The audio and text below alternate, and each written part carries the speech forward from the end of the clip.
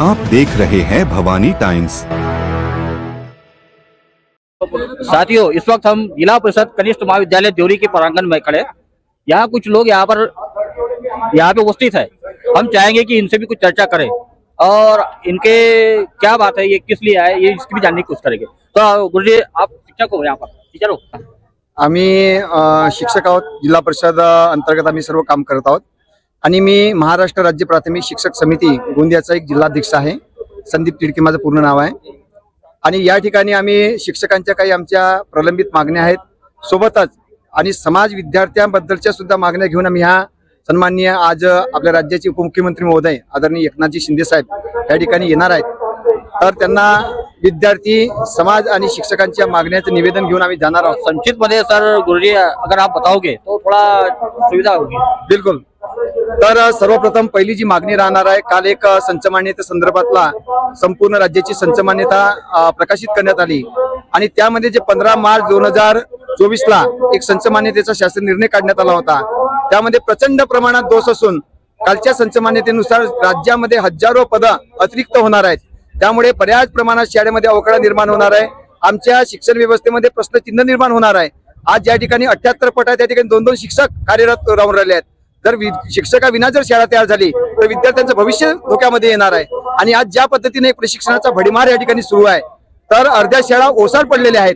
कुठेतरी शिक्षकाबद्दल आणि शिक्षणाबद्दल एक उदासीनता शासनाच्या मनामध्ये निर्माण झाली असून कुठेतरी ही शिक्षण व्यवस्था सुदृढ करण्यासाठी आम्ही या ठिकाणी शिक्षकांचे आणि विद्यार्थ्यांचे प्रश्न घेऊन या ठिकाणी उपस्थित झालो आहोत। सोबतच मागल्या वर्षी मोठ्या प्रमाणात शिक्षण सेवक भरती झाली आहे, त्यामध्ये मानधन तत्वावर शिक्षण सेवक योजना राबवण्यात येते।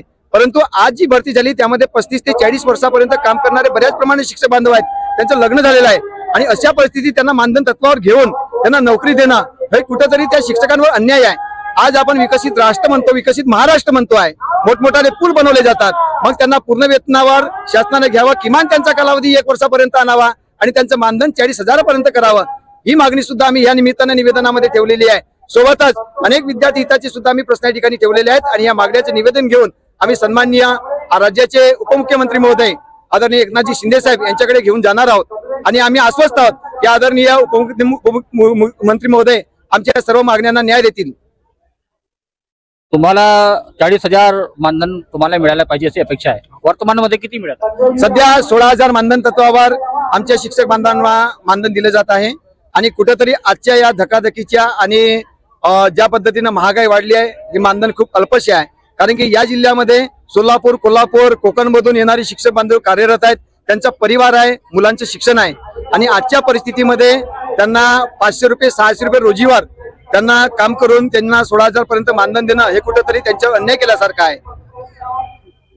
एक प्रश्न पडला तुम्हाला विचारायचा की तुम्ही ते सोलापूर, कोल्हापूरवरून इथे कार्यरत शिक्षकाच्या बद्दल सांगितलं, तर अशी किती संख्या त्या लोकांची? आपल्या संपूर्ण जर गोंदिया जिल्ह्याचा विचार केला तर आज गोंदिया जिल्ह्यामध्ये जवळपास 3,800 पद मान्य आहेत। परंतु कालच्या शासन मान्यतेनुसार 400-500 पद आणखी कमी होणार आहेत। आजच्या तारखेला जवळपास आपल्या गोंदिया जिल्ह्यामध्ये एकूण शिक्षकांच्या तुलनेमध्ये 700 ते 800 शिक्षक बाहेर जिल्ह्याचे आहेत। धन्यवाद गुरुजी, आपने बहुत महत्वपूर्ण ऐसी बातें बताई आज का शिक्षण के बारे में। आज शिक्षा के एक चर्चा चल रही है कि इसको कुछ प्राइवेट हाथों में दी जा रही है या कुछ स्कूलें बंद हो रही है, ऐसी चर्चा सुनने में आ रही है। क्या ये सच है? अगदी बरोबर तुम्ही आणि योग्य प्रश्न विचारलेला आहात। कारण की महाराष्ट्र शासनाने मागील 5 सप्टेंबरला जेव्हा एकीकडे शिक्षक दिनाचा आपण दिवस साजरा करत होतो आणि त्याच दिवशी पटसंख्येच्या नावाखाली ज्या 20 पटाच्या शाळा आहेत त्यांना बंद करण्याचा एक निर्णय शासनाने घेतला होता। कुठेतरी समजा त्या ठिकाणी खाजगीकरणाअंतर्गत जर एक सेवानिवृत्त शिक्षकांना त्यांना मानधन तत्वावर केलं जाणार होतं, बेरोजगारांना त्या ठिकाणी घेतलं जाणार होतं। जर अशा प्रकारची व्यवस्था जर शासन तयार करत असेल आणि जे खरोखर ट्रेन टीचर आहेत त्यांना जर बेरोजगार ठेवत असेल तर कुठेतरी हा अन्याय आहे। त्यामुळे कुठेतरी कॉन्ट्रॅक्टीकरण पद्धत ही बंद झाली पाहिजे आणि पूर्ण वेतनावर शिक्षण सेवकांना त्यांना घेतलं पाहिजे आणि कुठेतरी खाजगीकरणाला आळा बसला पाहिजे। यासाठी सुद्धा आम्ही सक्तीनिशी शासनासोबत संघर्ष करत आहोत आणि शासनाने सुद्धा प्रचंड प्रमाणात बेरोजगारी आहे, प्रचंड प्रमाणात आमचे उच्च शिक्षित शिक्षक बांधव या ठिकाणी नोकरीच्या प्रतीक्षेत आहेत, तर त्यांना पूर्ण वेतनावर शासनाने तत्काळ घ्यावा अशा प्रकारची विनंती आम्ही संघटनेच्या वतीने या ठिकाणी करणार आहोत। कुछ बोलना चाहूंगा। हाँ, मैं बोलना चाहता हूँ कि एक्चुअली जो सर ने अभी मुद्दा उपस्थित किया है, तो जैसे कि कल संच मान्यता हुई, उसमें बहुत सारे जो ग्रेजुएट टीचर्स हैं जो इस जिले के हैं वो अब अतिरिक्त हो गए। लगभग अगर 500 टीचर अतिरिक्त होते हैं और किसी स्कूल में अगर पढ़ाने के लिए हम एनईपी 2020 लागू करते हैं, जहाँ पे हमें हर तरह के शिक्षा जो है उसके लिए अलग अलग तरह के प्रभावी जो टीचर चाहिए, तो अगर 500 टीचर ज्यादा हो रहे हैं और स्कूल का क्या भविष्य रहेगा ये हम सोच सकते हैं। दूसरी बात, हम एक तरह पे बात करते हैं कि हम फिनलैंड का एजुकेशन लेकर आएंगे, अलग अलग जो प्रगत राष्ट्र है उनका एजुकेशन लेकर आएंगे, उनकी पॉलिसी चलाएंगे। फिनलैंड का अगर एजुकेशन देखो तो वहाँ पे कोई भी प्राइवेट स्कूल की व्यवस्था नहीं है, और सरकार का जिस तरह से धोरण चालू है वो ऐसा लग रहा है कि कहीं ना कहीं पे प्राइवेटाइजेशन करके जो गवर्नमेंट स्कूल बंद करने का जो एक तरह से क्या है नियोजितबद्ध कार्यक्रम हो रहा है। तो इसके ऊपर में सब में ज्यादा जो है यहाँ पे जो सबने फोकस किया बिल्कुल वैलिड मुद्दा है। दूसरा इंपॉर्टेंट मुद्दा है शिक्षण सेवक का। मैक्सिमम शिक्षण सेवक जो अभी भर्ती हुई, करीबन 21,000 की भर्ती जो है प्रस्तावित है, 11,000 जो है उसमें लग चुके हैं। 11,000 लोग जो लग चुके हैं उसमें से करीबन ऐसे हैं जो 35 से 40 के मतलब एवरेज एज अगर देखा जाए तो 35 से 33 उनका एवरेज एज है। जो अभी मानधन सरकार ने बढ़ाया हुआ है वो 16,000 रुपए दिया हुआ है, 18,000 रुपए दिया हुआ है। ये जो मानधन है इसमें अगर कोई फैमिली अगर इस समय सर्वाइव करना चाहे, जीडीपी का रेट देखो, सारा देखो, तो बहुत ज्यादा मुश्किल बात है। दूसरी बात, करीबन 22 से 23 लोग जो है हमारे, ये जो 11,000 हुए उसमें से क्या बोलते मर गए हैं, डेथ हो गई उनकी, नेचुरल डेथ होगी, कोई भी रीजन हो।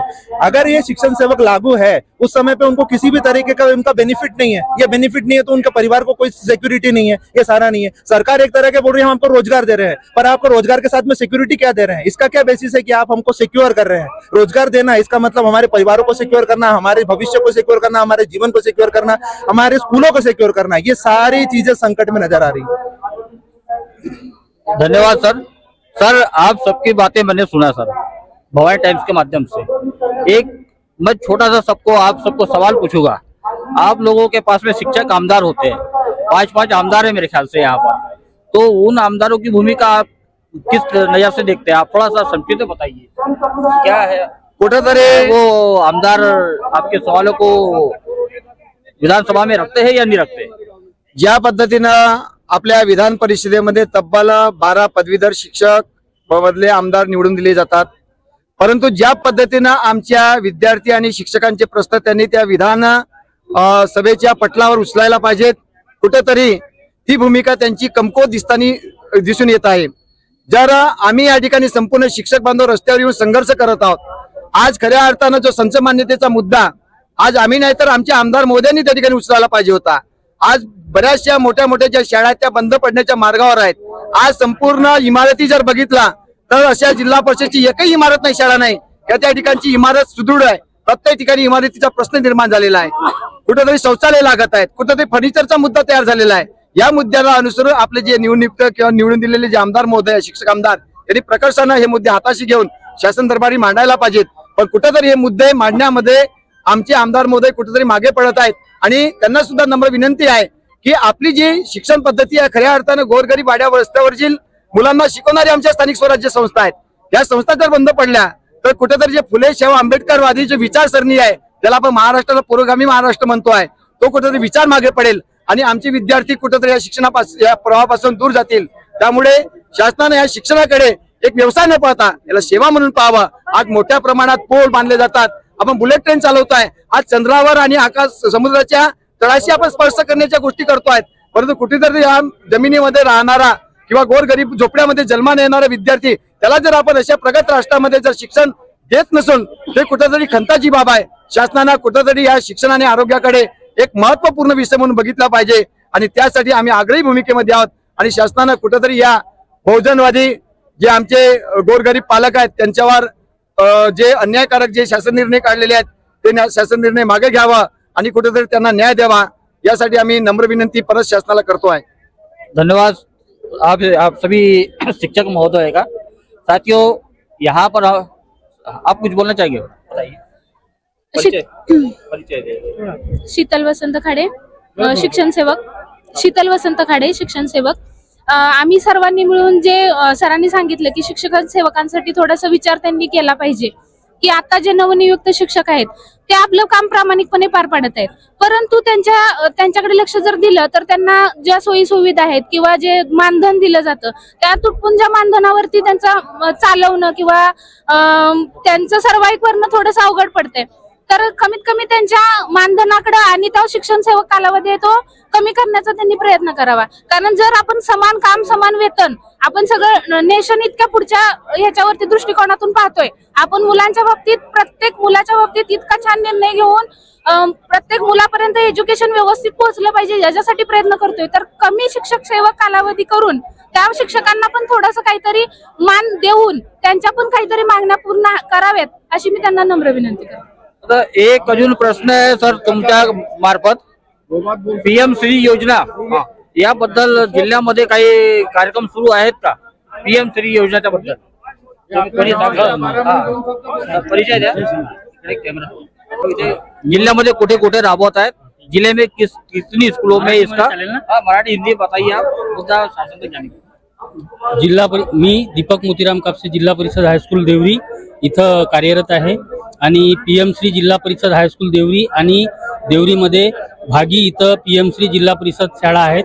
या शाळेमध्ये पीएम श्री अनुदानाअंतर्गत 6 ते 7 लाख रुपये वर्षाचे येत असतात आणि त्या अनुदानातून आम्ही हे सगळे परिसर स्वच्छता व उपक्रमावर ते खर्च केले जातात.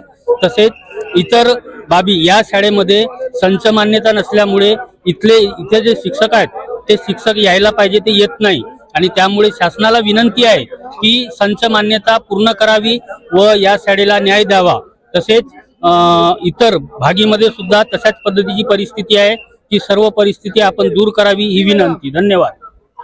साथियों, ये थे गोंदिया जिले के जिला परिषद से जुड़े हुए शिक्षक लोग.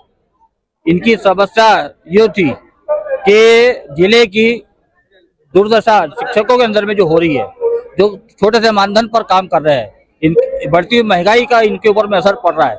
इसी के दौरान इनका मनोबल भी थोड़ा कम होते जा रहा है. साथियों, इनके समस्याओं को लेकर इन्होंने जो मांग रखी, इसके पश्चात कुछ और बोलना चाहोगे? मैं अपने गांव के बारे में बोलता हूँ. 2 मिनट. तो ये थे शिक्षक. बने रहिए, हम अगले और किसी व्यक्ति से मिलेंगे इस बारे में.